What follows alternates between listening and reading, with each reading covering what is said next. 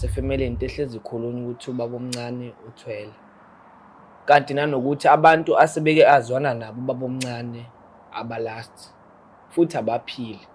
So njengo-anti wami okuyena ongikhulisile engimthatha njengomzali, so nakho bengifuna ukutshela khona ukuthi ngicela ulumkele kubaba omncane, cause ubaba omncane uwumuntu kanje. Njengoba ubona na ukuthi ubaba omncane akafani ezekhaya, ukwazi uyibuza ukuthi kungani engezi emzini kamfowabo. Ngezezimali nje ungisiza ngayo yonke indlela. So nje manje musukhuluma kanje sengiyadideka impela. Ngiyamthanda ubaba omncane nempilo futhi yami ngiyayithanda.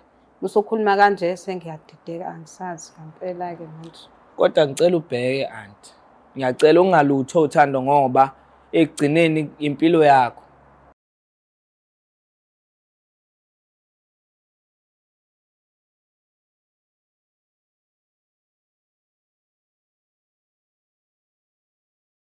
Uthando lweqiniso, uthando lwamanga. Igama lami nguStufuza Dlangamandla Izulu. Ngiyanibingelela ngiphinde namukele nonke ababukeli bayo iBlack Life TV. Namhlanje-ke sivakashele ubhuti nakanjani khona lento esenhlizweni yakhe afisayo ukuthi ayidlulise kumuntu lo acelile ukuthi alandelwe yena. So asike sizwe ukuthi ingabe kuhamba kanjani. Sabona kanjani? Njani sisi? Ngiyaphila wena? Ngiyaphila nawe. Ngicela ukwazi igama nesibongo nala usuka khona. Igama lami ngo-Alakhe Ngwakanguse. Ngisuka eMagabheni. Okay. Sakhe nje eMagabheni, ubaba sakhela umuzi khona sihlala khona. Oh, okay. Mhlawumbe ungithi fahla kancane impilo yakho usakhula. Besinjani isimo sasekhaya? Ubuphatheke kanjani? And ukhuliswe ubani, ebambisene nobani? Noma mhlawumbe bekumzalo oyedwa noma bekugogo nomkhulu? Nje wawusukhuliseka kanjani? Umntwana onjani? Ngokukhula kwami sisi ngisho ngithi ngikhule kahle cause ngikhuliswe ubaba.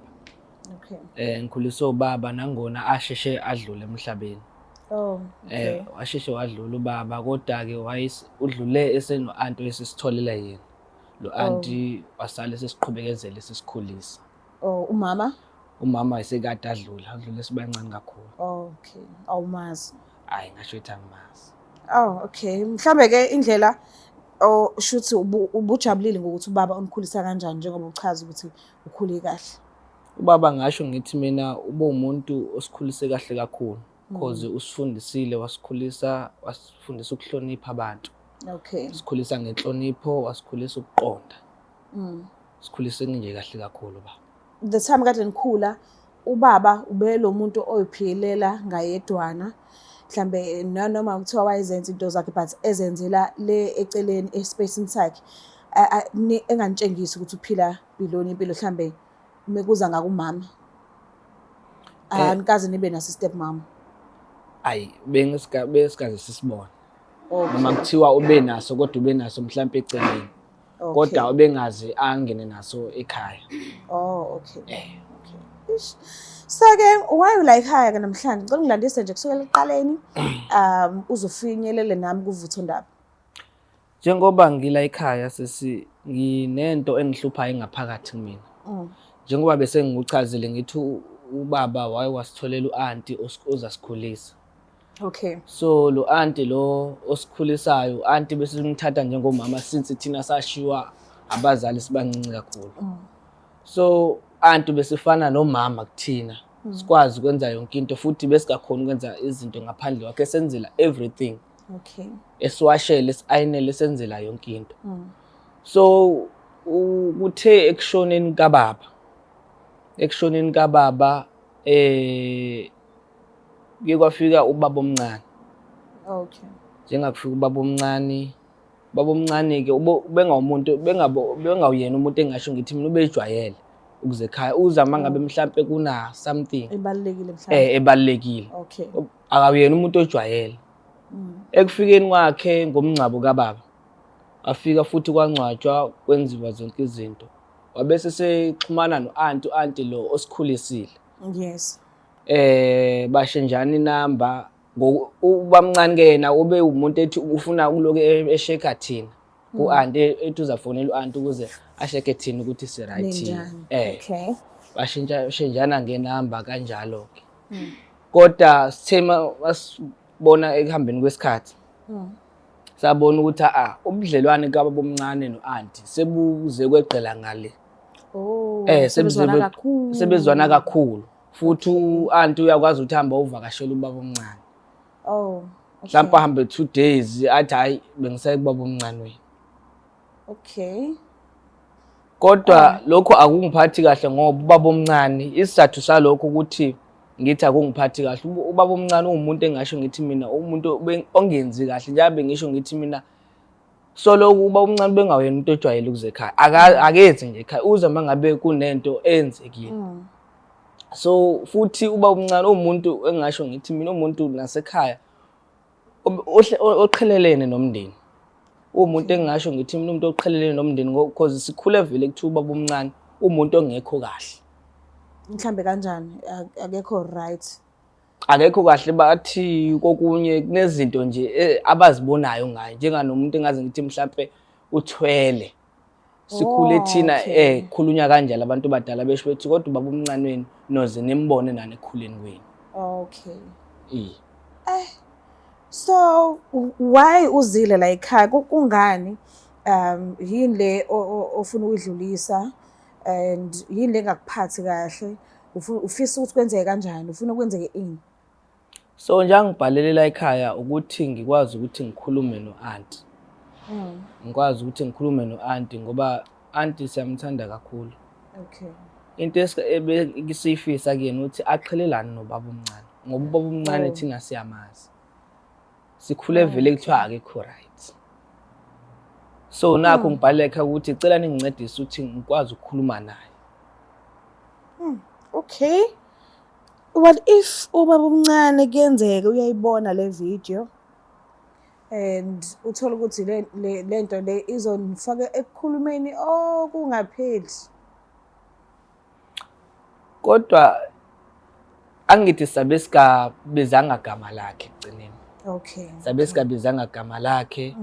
Yena usezabe besayibona mhlawumbe ehlabeka ngezakhe indlela. Mangabe lento ezabe ikhulunywa mangabe uyayazi. Mhlambe yena u-anti ke umuntu kanjani? Mhlambe uyilenhlobo lo muntu othi mawukhuluma naye akwazi ukukulalela akuzwe uthini. Athathe i-advice mekuthi uyam-advise noma uyilo muntu lo ongenza ukuthi mhlawumbe akanaki wenze lento afuna ukuyenza ngesikhathi afuna ukuyenza ngaso ukuthi omunye umuntu uthini mhlawumbe kube ukuthi akazingeni yena enze nje into yakhe. Udaleke umuntu kanjani ngokum-understanda kwakho? Ngokum-understanda kwami anti uye umuntu olalelayo umtshena kodwa kulena angazi nokuthi uzoyizwa kanjani. Okay. Cause lena i-personal ngisho kanjalo. Angazi uzoyizwa kanjani ngona masikhuluma naye umuntu ozwayo. No. Useke wambona mhlambe noma useke wamazela omunye umuntu before aseka azwana naye ngaphandle kwa baba omncane? Awukazi ubona umuntu? Angazi ngamzwe. Okay. Ithi ngivele ngimsondeze u-anti khona sizozama ukukhulumisana naye. Bathi ngiyathemba ukuthi uzokwazi ukulalela. Okay. Ngiyacela usondeze u-anti.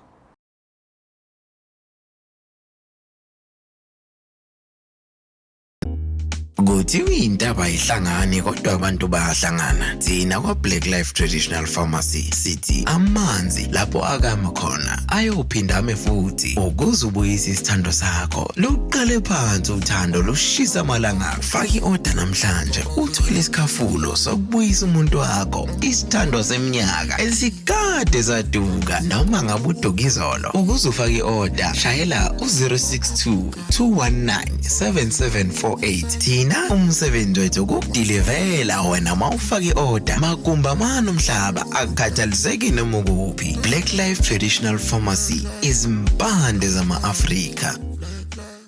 Sawubona kunjani? Ngiyaphila njani? Ngiyaphila nami. Mina nguMamtolo ngohandlela. Ngicela ukukwazi. Ngiwusindi wakacele. Okay. Uyamazi ubhuti enhlinayo? Yebo ngiyamazi. Umazi kanjani?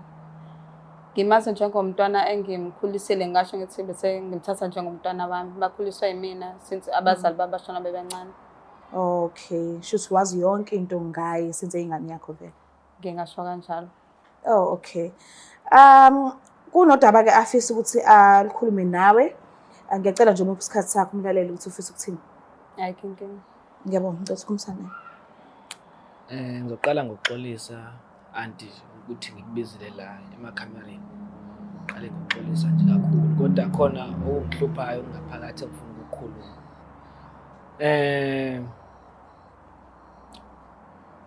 Into esengike ngayinothisa anti, sengike ngibone i-relationship yakho nobaba omncane ukuthi senizwana kakhulu.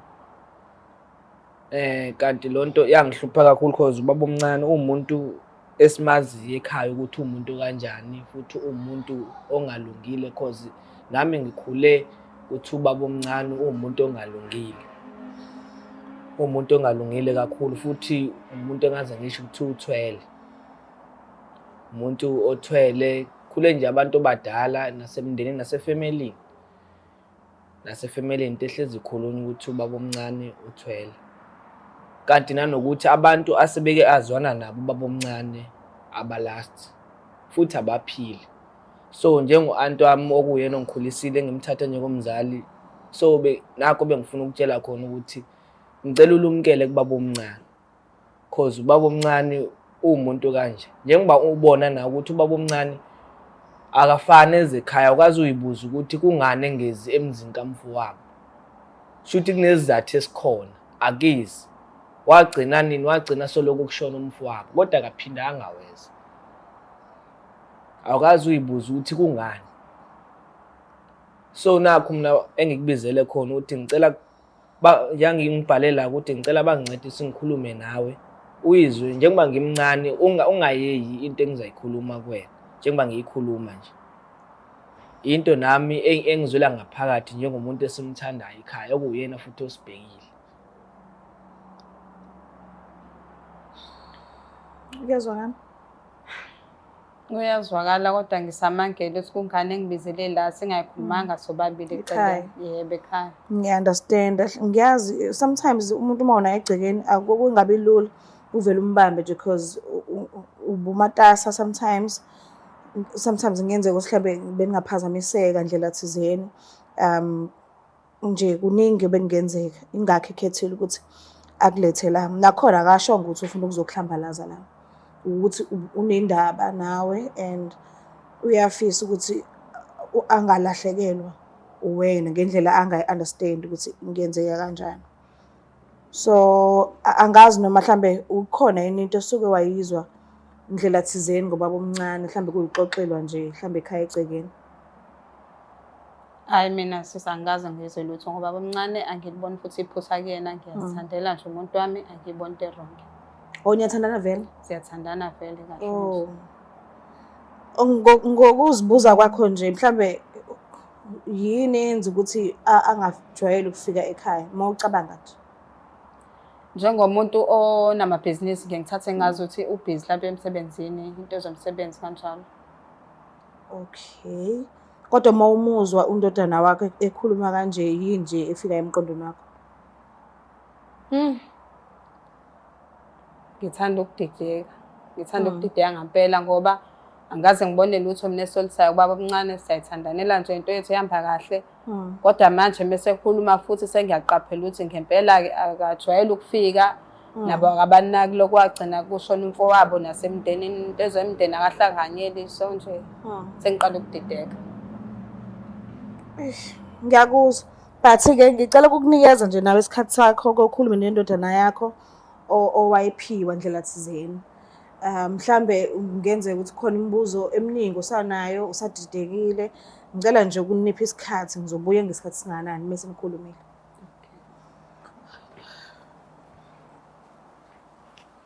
Ndodana, ithi into yakho nobaba omncane, unenkinga nami noma nenkinga nobaba omncane? Mina anti anginayo inkinga yakho nobaba omncane. Nethi mina nginekhe ngawe. Cause njengoba anti nje usikhulisile, njengabe sengike ngalibeka udaba lami ukuthi ubaba omncane akalungile anti ngale ndlela ukuthi even efamilini uhlele bizwe nangamagama. Kunezinto ekhaya ezenzekayo kodwa kubhekwe yena ubaba omncane futhi kubonakala ukuthi uyena. Even kunomcimbi kuhlatshiwe kuhleli kuzaba khona into ebhedayo yenziwa uyena ubaba omncane. Kunokulahleka inyongo ekhaya kunokulahleka iy'nyongo ekhaya, kunokuthi kuthathwe inhlabathi amathuna, kunokuthi kwenzeke into ey'bhedayo. Zenziwa ubani? Uyena ubaba omncane. Ubaba omncane akalungile. Nakho mina bengifuna ukukutshela khona anti ukuthi bengicela ukuthi umlumkele. Ziningi izinto ekhaya esezenzekile. Kusho uyena ubaba omncane.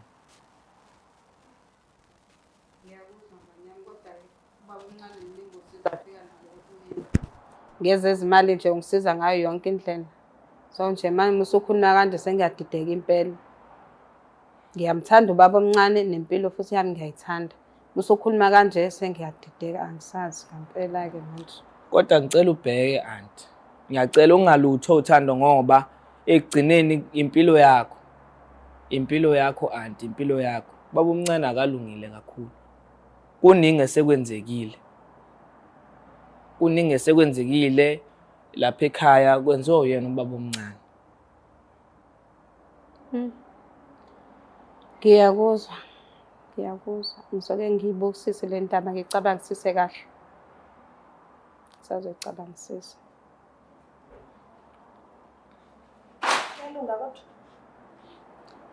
Uyalunga. Hayi, sakhulumisana nendodana. Uyalibona nje uthando akuthanda ngalo. Uyangithanda undodana. Njengoba enganawo uma wakhe senguma wakhe mina. Nami ngimthatha njengendodana. Futhi si-close kakhulu i-relationship yethu nje. Ungeke kusho ukuthi asizalana. Yabo, angazi ngathi ukuthandana because igazi lakhe phela ubaba omncane.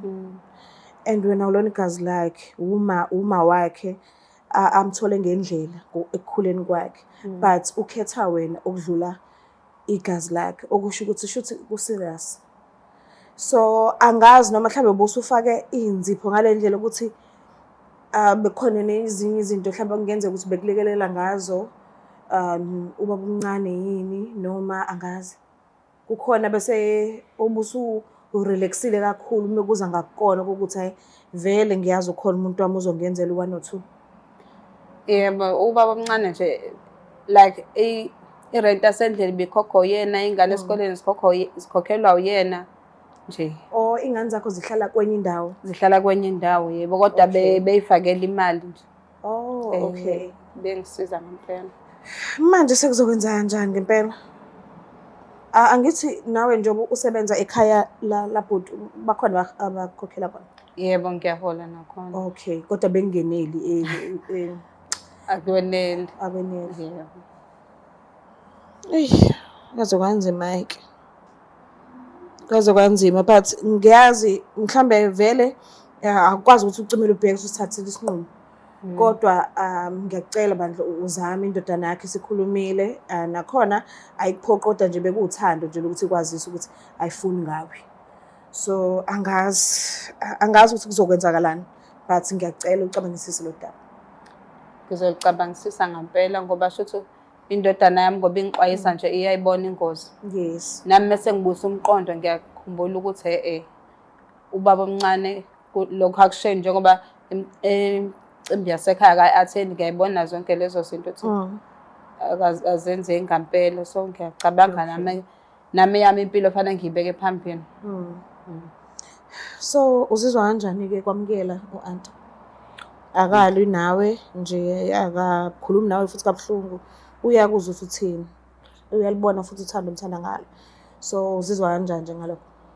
Ngizizwa ngijabule kakhulu. Ngizizwa futhi ngijabule kakhulu ngoba isona isifiso sami. Ukuze phela ngenze la ekhaya bekuyisona isifiso sami ukuthi u-anti ayizwe lento engiyikhulumayo. Okay. But-ke ngiyacela if kuyenzeka ubaba omncane uyayibona le video angazi ukuthi ungagwema kanjani ukukhuluma kungaqhubeki kube ukuthi sekugcinile. Ngiyacela. Mbuka lapha ekhaya nizibonela nani ukuthi kuhambe kanjani. Ngenhlanhla-ke u-anti usamkelile wasilalela wasiza ukuthi sithini. So ngiyathemba ukuthi naye mhlawumbe usazodinga isikhathi sakhe sokuthi agwinye leli gabade leli esimfuhlela ngalo njengamanje elufast qu. Ngiyathemba ukuthi kuzohamba kahle. Mhlambe athole indlela thizeni ukuthi athi ukuqhela kubaba omncane. Angazi-ke but-ke ya eqinisweni lokuthi nje indodana yakhe ikhulumile bekufisa ukuthi ikhulume ku-anti and then we good. Ngiyacela ungakhohlwa ukuthi usubscribe, ulike, share. Ngiyanithanda kakhulu. Bye.